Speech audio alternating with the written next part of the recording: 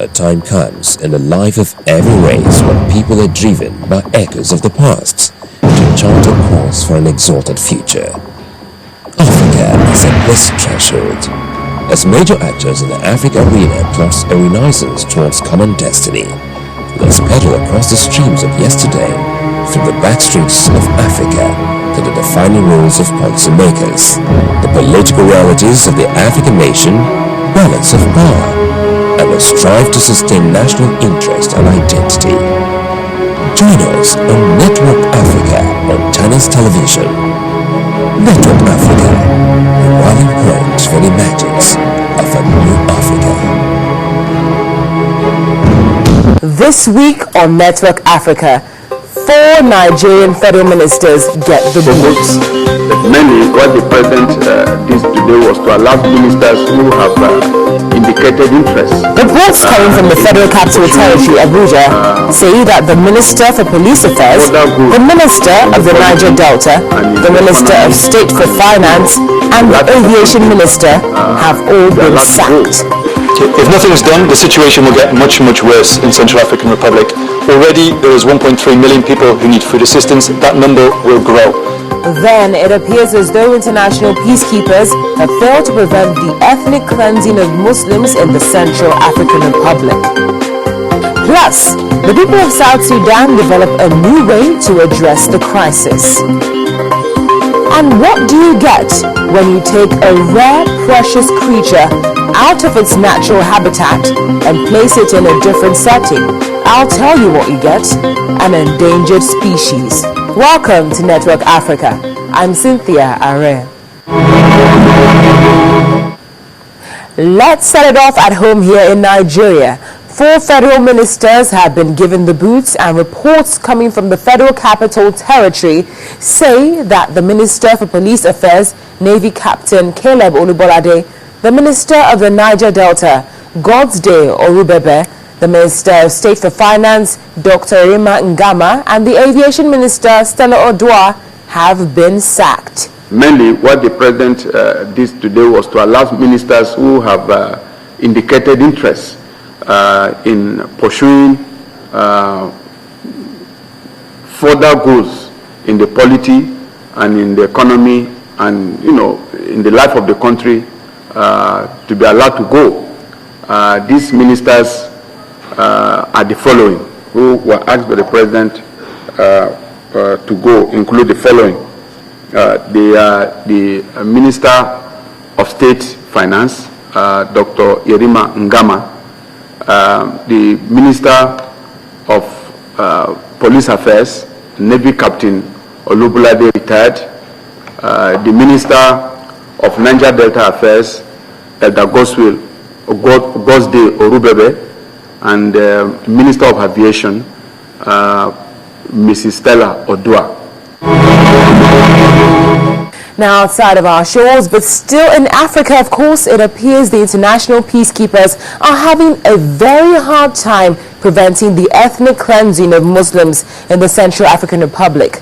Militia attacks have resulted in a series of Muslim exodus, and aid groups have warned of a potential food crisis. And this is because many of the shops and wholesalers are run by Muslims. As a result, the UN's World Food Programme has started a month-long airlift.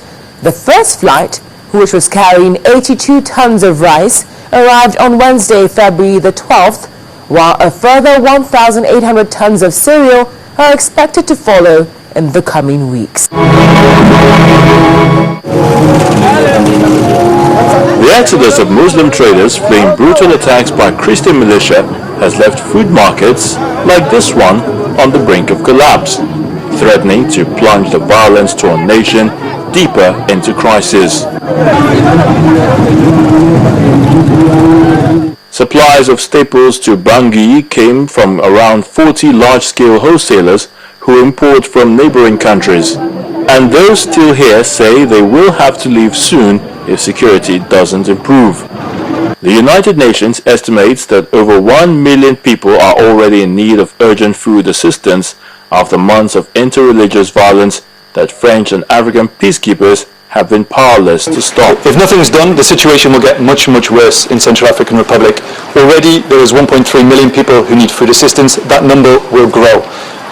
What we'll see unless communities are better protected is that more populations, more traders, more herders will flee the country, and there'll be a breakdown in supply in Bangui and beyond. That means that food prices will rise, food will be even more difficult to get hold of, and people will not be able to feed their families.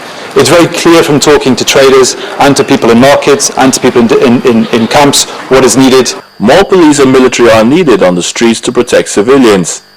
Tens of thousands of terrified Muslims have fled Bangui in recent months, many of whom formed part of vital trading networks with neighboring countries that kept the city of about 800,000 people supplied with staples like sugar and flour. The conflict is already a very serious food crisis in Central African Republic. The UN's estimated that over 90% of the people of the country already only eat once per day. And the problem is that situation is going to get much, much worse. We've been visiting markets and traders around Bangui and talking to traders there. What we've seen over the last few days is an extraordinary exodus of traders, of populations out of Bangui fleeing violence. That's obviously a really tragic history in itself, but it also will have a huge, huge impact on the rest of the population and their ability to feed themselves.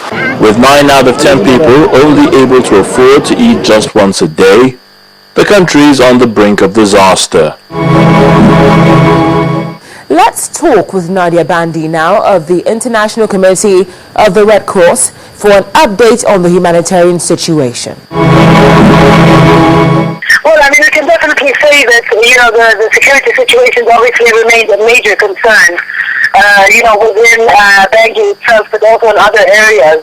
The continued presence of armed persons who are armed, whether within Bangui or within the provinces, is always a source of concern. Obviously because of the fact that, there are still attacks that are being committed against, the population. There's still a lot of tension, intercommunity tension, which is still quite, can be felt very clearly, whether in Bangui or in the provinces, mainly in the west. So we are, quite... taking these elements into consideration in the way that we're working and, the work that we're trying to get done on the ground. All right. So is there a food crisis at the moment? It's obvious that, because of the tensions and the violence that's been taking place within Bangui, but also on the western borders with Cameroon, that the commercial lines, for food and other items to come into Bangui has been affected. We have heard in the recent days that certain actions would be taken within the coming days and weeks in order to provide security on this line with the borders from Cameroon to Bangui. In Bangui itself, we've also been hearing that certain supplies are unavailable. However, for the moment, I wouldn't go as far as saying, I would say that, if this line is reopened with Cameroon, then we're hopeful that this will be able to be done. And that the line will be reopened and supplies will be able to get back into Bangui and the provinces. Many thanks, Nadia. Meanwhile, is there enough evidence for him to stand trial? Well, for now, we will simply have to play the waiting game. The former Congolese warlord Bosco Ntaganda appeared before the International Criminal Court from February the 10th, and the judges are trying to decide if there is enough evidence for him to stand trial. The prosecution believes that he played a significant role in planning assaults against the civilian population. All rise. We will obey. Ntaganda, enough